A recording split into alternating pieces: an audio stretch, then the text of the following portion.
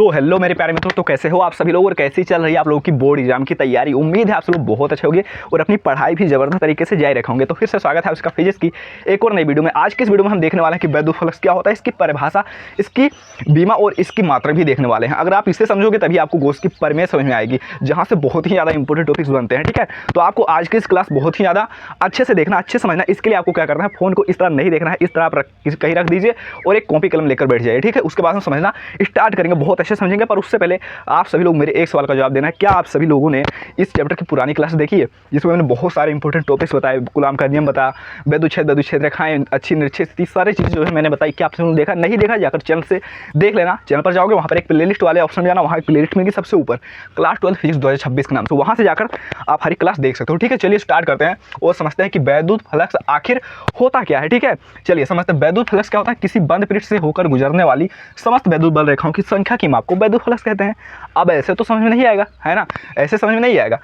तो चलिए अब सबसे पहले आप लोग मुझे ये बताओ, क्या आप सभी लोग को पता है वैद्युत बल रेखाएं क्या होती हैं? नहीं पता? ठीक है, मैं बताता हूँ वैद्युत बल रेखाएं क्या होती हैं।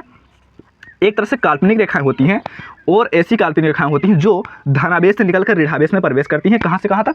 धनावेश से निकलकर ऋणावेश में प्रवेश करती हैं और ये वैद्युत क्षेत्र की दिशा को प्रदर्शित करते हैं। ये एक काल्पनिक रेखाएं होती हैं जो किसी बिंदु पर वैद्युत क्षेत्र की दिशा प्रदर्शित करती हैं। कैसे? जब हम इसके किसी बिंदु पर हमें यहाँ पर एक रेखा खींच देंगे, एक स्पर्श रेखा खींच देंगे, तो जो दिशा होगी वैद्युत क्षेत्र की दिशा को प्रदर्शित करेगी। यानी इतनी बात तो क्लियर है कि जो वैद्युत बल रेखाएं हैं क्या है, ये काल्पनिक रेखाएं हैं जो किसी बिंदु पर वैद्युत क्षेत्र की दिशा को प्रदर्शित करती हैं। अब वैद्युत फ्लक्स क्या होता है?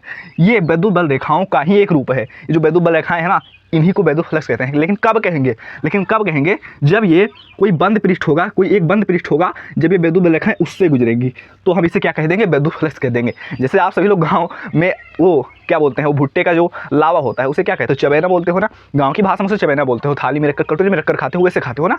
और जब उसी को उसमें पैकेट में पैक कर दिया जाता है तो उसे क्या बोलते हैं? पॉपकॉर्न, है ना। मॉडर्न होने का एक नाम दे दिया जाता है, पॉपकॉर्न, है ना, सुनने में अच्छा लगता है। तो ये भी क्या है? वैद्युत बल रेखाएं हैं। और जब ये किसी बंद पृष्ठ से होकर गुजरने लगती हैं तो उनको वैद्युत फ्लक्स कह दिया जाता है। ठीक है, सबको नहीं कहा जाता है। अगर कोई यहाँ बाहर से निकलेगी तो उनको नहीं कहेंगे, जो इस पृष्ठ से होकर गुजरेंगी उन्हीं को कहेंगे वैद्युत फ्लक्स। ठीक है, तो वहीं यहाँ पर हमने लिखा है कि वैद्युत बल रेखाएं क्या होती हैं? किसी बंद पृष्ठ से होकर गुजरने वाली समस्त जो वैद्युत बल रेखाएं होती हैं उन्हीं की संख्या की माप को क्या कहते हैं? वैद्युत फ्लक्स कहते हैं। ठीक है, इस तरह समझिए। जैसे मान लीजिए हमारे पास यहाँ पर कोई पृष्ठ है। ठीक है, ये रहा हमारे पास कोई काल्पनिक, ये देखिए पृष्ठ है, मैं अच्छे से बना देता हूँ, कोई बंद पृष्ठ है। ठीक है, इस तरह समझ लीजिए। ठीक है, हमारे पास कोई बंद पृष्ठ है। अब यहाँ से हम क्या करें, कुछ वैद्युत बल रेखाओं को लें और इसी से गुजारें, तो उन्हें हम जो रेखाएं गुजरेंगी उन्हीं को क्या कह देंगे? वैद्युत फ्लक्स कह देंगे। ठीक है, यहाँ से जितनी भी वैद्युत बल रेखाएं इस तरह होकर गुजरेंगी, ठीक है, अच्छा नहीं बना ना, रुको मैं अच्छे से बना। ठीक है, इस यहाँ से जितनी भी वैद्युत बल रेखाएं गुजरेंगी, ठीक है, जितनी भी गुजरेंगी, ठीक है, उन्हीं को क्या कह देंगे? वैद्युत फ्लक्स कह देंगे। ठीक है, इतनी बात क्लियर है। यानी हम क्या कह सकते हैं कि कोई बंद पृष्ठ है, ये रहा हमारा बंद पृष्ठ, ये कोई बंद काल्पनिक पृष्ठ है, इससे गुजरने वाली जो भी वैद्युत बल रेखाएं हैं उन्हीं की संख्या को हम आपको क्या कहते हैं? वैद्युत फ्लक्स कहते हैं। ठीक है, यानी अगर कोई यहाँ से बाहर से गुजरेगी तो उसको नहीं कहेंगे, कोई बाहर से गुजरेगी तो उसको वैद्युत फ्लक्स नहीं कह सकते। वो सिंपल क्या है? एक वैद्युत बल रेखा है, एक वैद्युत क्षेत्र रेखा है। ठीक है, लेकिन अगर यही क्या हो, यही वैद्युत बल रेखाएं किसी बंद पृष्ठ से गुजरने लगे तो उनको क्या कह देते हैं? वैद्युत फ्लक्स कह देते हैं। क्या इतनी बात क्लियर है कि वैद्युत फ्लक्स क्या होता है? ठीक है, उसके बाद क्या लिखोगे कि इसे फाई ई से प्रदर्शित करते हैं, इसे फाई ई से प्रदर्शित करते हैं। क्यों? अब आप सभी लोग बोलोगे फाई तो यार मतलब फ्लक्स को प्रदर्शित करते हैं, लेकिन फ्लक्स तो चुंबकीय फ्लक्स भी होता है। आप लोगों ने 10th में पढ़ा होगा, है ना, कि फ्लक्स तो चुंबकीय फ्लक्स भी होता है। यानी क्या सारे फ्लक्स को सिर्फ फाई से प्रदर्शित करते हैं? नहीं। ठीक है, ये क्या है? वैद्युत फ्लक्स यानी इलेक्ट्रिक फ्लक्स। तो यहाँ पर हम ई लिख सकते हैं। ठीक है, फाई ई से प्रदर्शित करते हैं। ठीक है, इस तरह लिखना, इसे हम फाई ई से प्रदर्शित करते हैं। ठीक है, अब यहाँ से मैं आपको बहुत ही ज़्यादा इंपॉर्टेंट बात बताने वाला हूँ। यहाँ से मैं आपको एक बहुत ही ज़्यादा इंपॉर्टेंट बात बताने वाला हूँ। अब मुझे बताओ, ये जो वैद्युत बल रेखाएं संख्या गुजर रही हैं, इसे हम किससे, मतलब ये किस पर निर्भर करेंगी? यानी कब ज़्यादा निकलेंगी, कब कम निकलेंगी, ये किस पर निर्भर करेगा? ठीक है, यानी फाई ई जो है ये किस पर निर्भर करेगा? वैद्युत फ्लक्स जो है किस पर निर्भर करेगा? अब ऐसे तो आप लोग सोचते रह जाओगे, सोचते रह जाओगे, लेकिन हाँ, अगर मैं आप सभी लोगों से पूछूँ कि भैया ये कोई आपका घर है, ये रहा आपका घर, ठीक है, ये मान लीजिए आपका घर है, इसमें एक बढ़िया सा खिड़की लगी है। ठीक है, ये बढ़िया सा खिड़की लगी है, ये है आपका घर। अब मैं आपसे पूछूं कि बताओ इस खिड़की से कब हवा ज़्यादा जाएगी, कब हवा कम आएगी? बताओ कब कब हवा इसमें ज़्यादा जाएगी, कब हवा इसमें कम आएगी, ये मैं आपसे पूछता हूँ। वैसे अभी हवा चल रही नहीं, गर्मी बहुत ज़्यादा है, इसीलिए पढ़ाने में मतलब पढ़ाने में दिक्कत होती है। ठीक है, ठीक है। तो आप सभी लोग बताओ कि इसमें से हवा आ रही है, ठीक है, हवा जा रही है, बहुत सारी हवा जा रही है, तो हवा कब कम आएगी, कब ज़्यादा आएगी? कुछ इंटेलिजेंट लोग बोलेंगे कि अगर ये खिड़की थोड़ा सा बड़ी होगी, जितनी बड़ी खिड़की होगी उतना ज़्यादा हवा आएगी, जितनी बड़ी खिड़की होगी उतनी ज़्यादा हवा आएगी, है ना। यानी जो हवा गुजरी किस पर निर्भर किया? सभी लोगों ने क्या बताया? क्षेत्रफल। क्या बताया? क्षेत्रफल, कि जितना बड़ा होगा खिड़की हवा उतनी ज़्यादा आएगी, है ना। छोटी खिड़की है, धीरे धीरे आ रही है, बहुत ज़्यादा बड़ी खिड़की होगी, साए साए साए साए फुल तेज, बहुत ज़्यादा तेज हवा आएगी, बहुत ज़्यादा हवा आएगी, है ना। अब बोलूँगा कि और किस पर निर्भर करेगी? चलो एक हो गया, एक और बता दो मुझे कि और किस पर निर्भर करेगी? कुछ समझ ही नहीं आ रहा। मतलब कि खिड़की बड़ी होगी, ज़्यादा हवा आएगी, और क्या हो सकता है? हाँ, एक बात और है कि अगर हवा जो है उसकी रफ्तार, उसकी गति, है ना, उसकी तीव्रता, जितनी तेज़ हवा आएगी उतना ज़्यादा हवा आ जाएगी, जितनी तेज़ी से हवा आएगी हवा उतना ज़्यादा आ जाएगी। ठीक है, यानी हवा बहुत धीमे चल रही है तो खिड़की चाहे जितनी भी बड़ी हो कोई मतलब है नहीं, क्योंकि हवा आएगी नहीं, है ना, हवा चल ही नहीं रही है, तो यानी उसकी तीव्रता पर भी निर्भर करेगी। और हवा अगर धीमे चल रही है आएगी ही नहीं, तुम पूरा दरवाज़ा खोल कर बैठ जाओ, है ना। लेकिन हाँ, हवा अगर तेज़ी से चल रही है, हवा तेज़ी से चल रही है तो खिड़की छोटी सी भी हो तो भी हवा खुद तेज आएगी, है ना। यानी आपने क्या बताया? तीव्रता, उसकी गति कितनी तेज़ होगी, ये आपने बताया, है ना। ये आपने बताया कि किस बातों पर निर्भर करेगा? कि उसका क्षेत्रफल कितना बड़ा है। दूसरा आपने बताया कि उसकी तीव्रता यानी कितनी तेज़ी से आ रही है, उस पर निर्भर करेगा। ठीक है, तो इसी तरह जो वैद्युत होता है ये भी दो बातों पर निर्भर करता है। एक, इस बंद पृष्ठ का जो क्षेत्रफल कितना होगा। दूसरा, जो वैद्युत बल रेखाएं आ रही हैं उनकी तीव्रता क्या होगी, वैद्युत क्षेत्र की तीव्रता क्या होगी। ठीक है, अब ये एक बात तो ये हो गई। दूसरी बात, अगर मैं आपसे पूछूं कि एक कोई पाइप है ना, पाइप है, ये अच्छा सा पाइप है, यहाँ से पानी लगातार बह रहा है, पानी लगातार बह रहा है। अब मैं आपसे पूछूं कि भैया बता, अब इसमें बता दो कि पानी कब ज़्यादा बहेगा और कब बार बार खुल जा रहा है, कब कम बहेगा। आप लोग क्या बताओगे? पानी कब ज़्यादा बहेगा, कब कम पानी बहेगा? हाँ, पाइप बड़ा होगा तो हाँ, मतलब पानी ज़्यादा गिरेगा, है ना। पाइप अगर बड़ा होगा, थोड़ा सा ज़्यादा बड़ा होगा तो पानी उतना ज़्यादा बड़ा होगा। यानी आपने दोबारा फिर से बताया क्षेत्रफल, यानी पाइप ज़्यादा बड़ा, पानी ज़्यादा आएगा, है ना। दूसरा, अब मैं दोबारा पूछूं कि भैया पानी और किस पर निर्भर करेगा, पानी ज़्यादा आएगा कम आएगा, और किस पर निर्भर करेगा? आप बताओगे कि अगर भैया पानी जो है बहुत तेज़ी से आ रहा है तो बहुत ज़्यादा पानी निकल जाएगा, बहुत धीमे आ रहा है बहुत कम कर निकलेगा, है ना। यानी आपने क्या बताया? उसकी तीव्रता, पानी की गति कितनी है, उसका वेग कितना है, उसकी तीव्रता कितनी है। यानी आपने दो चीज़ें बताया, क्षेत्रफल और तीव्रता। इसी तरह जो इसी तरह जो हमारा ये पृष्ठ है इससे गुजरने वाली जो वैद्युत बल रेखाएं होंगी, यानी जो वैद्युत फलक होंगी, वो किस पर निर्भर करेंगी?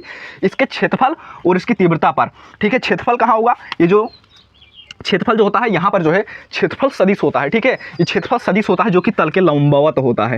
ये क्या होता है? तल के लंबवत होता है। क्षेत्रफल सदिश क्या होता है? तल के लंबवत होता है। क्षेत्रफल सदिश के बारे में बस इतनी जानकारी आपको रखना है। ठीक है, क्या होता है? तल के लंबवत। जैसे इस बोर्ड का क्षेत्रफल सदिश क्या होगा? इसके लंबवत। ठीक है, मेरा क्षेत्रफल सदिश मेरे लंबवत। ठीक है, जैसे अगर कोई कॉपी है, अगर इसका क्षेत्रफल सदिश क्या होगा? इसका क्षेत्रफल सदिश इसके लंबवत। ठीक है, यानी इतना समझो कि जो क्षेत्रफल सदिश होता है वो तल के लंबवत होता है। यानी जो पृष्ठ है इसके तल के लंबवत होगा, क्या होगा? DA, जो इसका क्षेत्रफल सदिश है। ठीक है, और यहाँ पर थीटा कोण बन रहा है, इस तरह पद्धति कर देते हैं। ठीक है, दूसरी बात, अब यहाँ पर जो वैद्युत क्षेत्र की तीव्रता होगी वो किस तरफ होगी, कहाँ होगी? हमने आपको शुरुआत में बताया कि जो वैद्युत बल रेखाएं होती है वो धनावेश से निकलकर ऋणावेश में जाती हैं। अब आप सभी उससे मैं पूछ रहा हूँ कि जो वैद्युत क्षेत्र की तीव्रता होगी वो किस तरफ होगी। तो अब आप लोग, अगर मैंने पढ़ा होगा, आपने लोगों ने पुरानी वीडियोज़ देखी होगी, तो उसमें मैंने बताया था कि जो वैद्युत क्षेत्र होता है E, उसकी भी दिशा धनावेश से ऋणावेश होती है, उसकी भी दिशा धनावेश से ऋणावेश होती है। यानी यहाँ पर क्या होगा? जो वैद्युत क्षेत्र की दिशा होगा यानी ये धनावेश है, इधर से ही तो निकल कर इधर जा रही है भैया, ये धनावेश है, उधर ऋणावेश है, इधर धनावेश है, उधर ऋणावेश है, यानी तो धनावेश से ऋणावेश की ओर जा रही है वैद्युत क्षेत्र रेखाएं। इसका मतलब वैद्युत क्षेत्र की तीव्रता की दिशा भी किधर होगी? इधर धनावेश उधर ऋणावेश, तो इधर से उधर की होगी, यानी इसी की तरफ होगी। जिस तरफ वैद्युत बल रेखाएं जा रही है इसी के अनुदिश होगी, इस तरफ वैद्युत क्षेत्र की दिशा, वैद्युत क्षेत्र की तीव्रता की दिशा इस तरफ होगी। ठीक है, इतनी बात क्लियर है?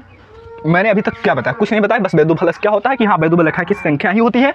बस क्या होता है, जब ये वैद्युत बल रेखाएं किसी बंद पृष्ठ से होकर गुजरने लगती हैं तो उन्हीं को वैद्युत फलक कह देते हैं। ठीक है, ये दो बातों पर निर्भर कर इसे प्रदर्शित करते हैं, और ये दो बातों पर निर्भर करती है, एक क्षेत्रफल और दूसरा तीव्रता पर। कैसे? मैंने पूरा समझाया है ना। इस तरह दो बातों पर निर्भर करती है। क्षेत्रफल जो होता है इसके तल के लंबवत होता है और जो वैद्युत क्षेत्र की तीव्रता होती है इसकी अंदिश होती है, ठीक है, क्योंकि ये भी वैद्युत क्षेत्र की दिशा भी जो होती है वो भी धनावेश से ऋणावेश की ओर होती है, ठीक है। इतनी बात क्लियर है। यानी अगर हम इसका फॉर्मूला लिखना चाहें तो हम कैसे लिख सकते हैं, यानी अगर हम इसका फॉर्मूला लिखना चाहें तो हम कैसे लिख सकते हैं। इसका फॉर्मूला क्या होता है, इसका फॉर्मूला फाई ई से लिखेंगे, ठीक है। क्या लिखेंगे, फाई ई से इससे लिखेंगे। तो फाई ई बराबर क्या हो जाएगा, फाई ई बराबर वैद्युत क्षेत्र की तीव्रता किस पर निर्भर करती है, वैद्युत क्षेत्र की तीव्रता और इनटू में जो क्षेत्रफल सदिश है डी ए, इस पर निर्भर करेगी, दो बातों पर निर्भर करेगी। तो इन्हीं दो चीज़ों से मिलाकर इसका जो है फॉर्मूला बन जाएगा, ठीक है। अब ये जो है इसका सदिश रूप है, इसका सदिश रूप है, वेक्टर फॉर्म है, ठीक है। अब इसे जब आप सभी को पता है वेक्टर फॉर्म का जो फॉर्मूला होता है, अगर b इंटू ए है तो क्या हो जाता है बी ए कोस थीटा, है ना, बी ए कोस थीटा हो जाता है। तो इसी तरह e इंटू डी ए है तो क्या हो जाएगा E D A cos theta, E A cos theta, है ना, E D A cos theta क्या हो जाएगा ई ए कोस थीटा। फाई ई बराबर क्या हो जाएगा ई ए कोस थीटा, है ना, ई ए कोस थीटा हो जाएगा, ये हो जाएगा, ठीक है। उसके बाद में अब आप सभी को पता है कि कोस थीटा का मान अगर 90 डिग्री हो जाए, ठीक है, कोस थीटा का मान अगर 90 डिग्री हो जाए तो इसका जो मान होता है वो शून्य हो जाएगा। क्या हो जाएगा 90 डिग्री पर जो मान होता है वो शून्य हो जाएगा, है कि नहीं। कोस थीटा का 90 डिग्री पर जो मान है वो शून्य हो जाता है। यानी जब ये शून्य हो जाएगा तो यहाँ पर क्या हो जाएगा फाई ई बराबर क्या हो जाएगा, फाई ई बराबर हमारा ये भी हो जाएगा, क्या हो जाएगा ई इंटू ये भी हो जाएगा, ठीक है। यानी हमने यहाँ से दो फॉर्मूले निकाल ले, फाई ई बराबर ई इंटू ए या फिर ई ए कोस थीटा, ठीक है। ये कोस थीटा क्या है, यहाँ पर इसके बीच में जो कोण बन रहा है उसी को मतलब वो वही है, ठीक है। तो यहाँ से हमने सब कुछ परिभाषा और इसका सूत्र भी हमने निकाल लिया। अब बचता है हमारा, अब क्या बचता है हमारा, अब बचता है हमारा मात्रक और बीमा। इसकी मात्रक और बीमा कैसे लिखेंगे वो आप समझो आसानी से, ठीक है।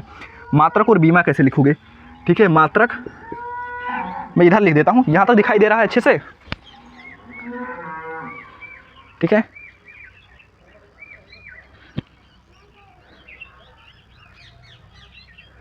हाँ, थोड़ा सा मैंने लाइटिंग बढ़ाया है क्योंकि बहुत ही ज़्यादा ब्लैक दिख रहा था, है ना। मैं मात्रक यहाँ पर लिख रहा हूँ, यहाँ पर दिखाई दे रहा है, ठीक है। मैं मात्रक यहाँ पर लिख रहा हूँ और मैं इसकी जो बीमा होगी इधर लिख दूँगा। कैसे निकालोगे मात्रक और बीमा, ये मैंने बहुत बार बताया है और क्या होता है ट्रिक से भी आप निकाल सकते हो। और मैंने एक फिजिक्स का एक वीडियो अपलोड किया था कल, वो जाकर देख लेना, उससे बहुत ज़्यादा हेल्प मिलेगी आपको फिजिक्स जैसे सब्जेक्ट में अच्छा मार्क्स स्कोर करने के लिए, ठीक है। एक बार देखना, जाकर चैनल पर जाकर देखना।